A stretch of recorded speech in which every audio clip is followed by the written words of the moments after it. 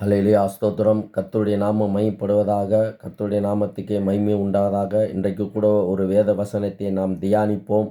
ஆண்டவராய் இயேசு கிறிஸ்து பரலோகத்திற்கு போவதற்கான சில காரியங்களை நம்மளிடம் பேசியிருக்கிறார். அந்த வசனங்களை நாம் தியானிப்போம்.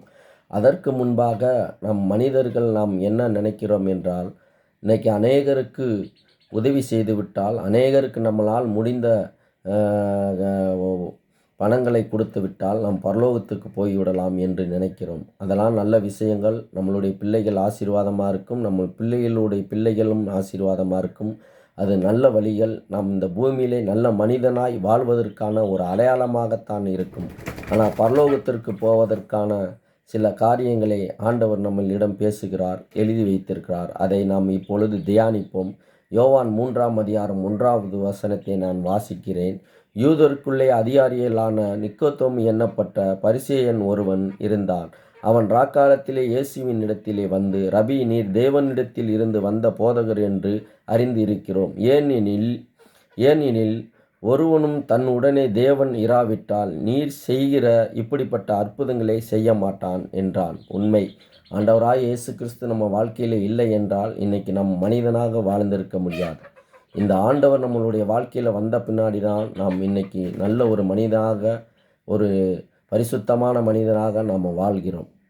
ஆனால் ஆண்டவர் அவனுக்கு என்ன சொல்கிறாருன்னா, 3 வசனத்தை வாசிக்கிறேன். இயேசு அவனுக்கு பிரதித்தமாக, ஒருவன் மறுபடியும் பிறவாவிட்டால் தேவனுடைய ராஜ்யத்தை காண மாட்டான் என்று மெய்யாகவே மெய்யாகவே உனக்கு சொல்லுகிறேன் என்றார். அப்போ ஆண்டவராய் இயேசு கிறிஸ்து இந்த பூமியில் நம்ம மறுபடியும் பிறக்க வேண்டும். அப்போ இந்த பூமியில் மறுபடியும் பிறந்தாதான் நாம் பரலோகத்திற்கு போக முடியும். அப்போ மறுபடியும் எப்படி பிறப்பது? அப்போ அதற்கு நிக்கோதேமு கேட்கிறார். அதற்கு நிக்கோதேமு, ஒரு மனுஷன் முதிர் வயதாய் இருக்கையில் எப்படி பிறப்பான்? அவன் தன் தாயின் கர்ப்பத்தில் 2ஆம் தரம் பிரவேசித்து பிறக்க கூடுமோ என்றான். அப்போ ஒரு முதிர் வயதாய் ஆகிறான் ஒரு மனிதன். அந்த மனிதன் எப்படி தாயின் கர்ப்பத்துக்குள்ளே போய் மறுபடியும் பிறக்க முடியும் அப்படின்னு என்று கேட்கிறார். அதற்கு இயேசு 5 சொல்கிறார். இயேசு பிரதித்தமாக, ஒருவன் ஜலத்தினாலும் ஆவியினாலும் பிறவாவிட்டால் தேவனுடைய ராஜ்யத்தில் பிரவேசிக்க மாட்டான் என்று மெய்யாகவே மெய்யாகவே உனக்கு சொல்லுகிறேன். அப்போ நம்ம ஜலத்தினால் ஆவியினாலும் பிறக்க வேண்டும். அப்போ ஜலத்தில் எப்படி பிறப்பது? ஆவியில் நம்ம எப்படி பிறப்பது? அப்போ நம்ம இதை பிறப்பதற்கு முன்பாக நம்ம என்ன செய்ய வேண்டும்?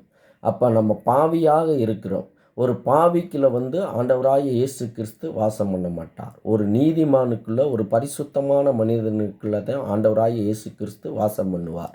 ஏன்னா ஆதாம் ஏவாள் வாழ்ந்த காலகட்டத்தில் அவர்கள் பாவம் செய்து விடுறார்கள். ஆனால் பாவம் செய்வதற்கு முன்பாக அவர்களோடு ஆண்டவர் உறவாடினார், அவர்களோடு பேசினார்.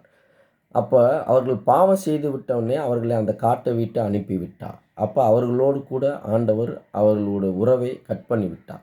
அப்போ ஒரு பாவியோட ஆண்டவர் என்ன பண்ண மாட்டார்? உறவாட மாட்டார். அப்போ நம்ம ஜலத்தினாலும் ஆவியினாலும் பிறக்க வேண்டும் என்று ஆண்டவராகிய இயேசு கிறிஸ்து சொல்கிறார். அப்போ இன்றைக்கி அநேகர் இடத்தில் பிதா, குமாரன், பரிசுத்த ஆவியின் நாமத்தினால் உனக்கு ஞானஸ்தானம் கொடுக்குறோம் என்று ஞானஸ்தானம் கொடுப்பார்கள்.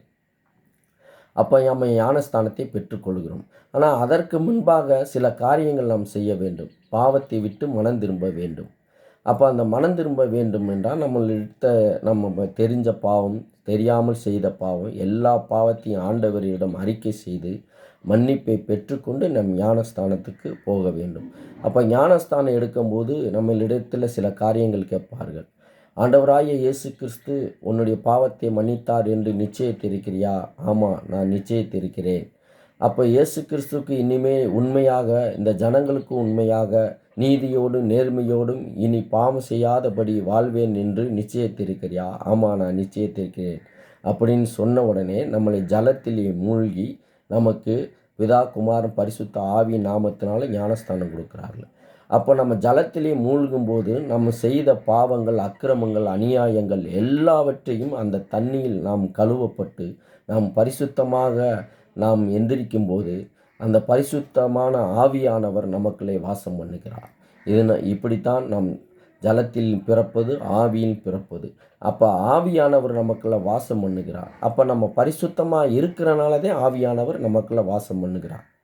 அப்போ இதுதான் இந்த உலகத்தில் நம் இரண்டாம் தரம் பிறக்கக்கூடிய காரியங்கள். இதை தான் ஆண்டவர் நம்மிடம் சொல்லி வைத்திருக்கிறார். அப்போ இந்த ஞானஸ்தானத்தை எடுத்துவிட்டு அப்போ ஆவியானவர் நமக்குள்ள வாசம் பண்ணுகிறார். நம்ம ஜலத்தினால் ஞானஸ்தானம் பெற்றுவிட்டோம். அப்போ இனி நாம் பாவம் செய்யக்கூடாது. இனி நாம் நீதியோடும் நேர்மையோடும் இந்த ஜனங்களுக்கு உண்மையோடும் வாழ்வது தான் ஒரு கிறிஸ்தவ வாழ்க்கை என்பதை நாம் புரிந்து வாழ வேண்டும். இப்படித்தான் நாம் பாவத்திலிருந்து மனம் திரும்ப வேண்டும். பாவத்திலிருந்து இப்படித்தான் நம்மை விடுவிக்க வேண்டும். இது ஒரு பரிசுத்தமான பாதை. அதான் பெர்க்மான்ஸ் ஐயா ஒரு பாடலை பாடி வைத்திருக்கார். வாழ்வுக்கு செல்லும் வாசல் ரொம்ப இடுக்கமானது, பரலோகம் செல்லும் பாதை குறுகலானது. சிலுவை சுமந்து இயேசுவின் பின்னே சிரித்த முகமாய் சென்றிடுவோம். ஹல்லேலூயா. இன்றைக்கு நாம் இப்படித்தான் பரிசுத்தமாக வாழ வேண்டும். ஆண்டவருடைய வாழ்க்கையை நாம் பின்தொடர்வோம், ஞானஸ்தானம் எடுப்போம். அந்த பரலோகத்திற்கு நாம் பங்காளிகளாக நாம் வாழ வேண்டும். கர்த்தருடைய நாமம் மையப்படுவதாக. ஆமென். ஹல்லேலூயா.